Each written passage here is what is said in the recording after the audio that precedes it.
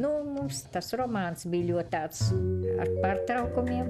Viņš bija Ukraiņas pusvācietis, slims. Viņam bija savs dzīvoklis.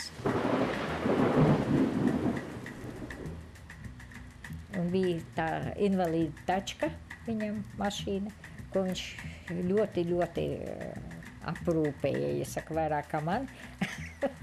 Nu, ot.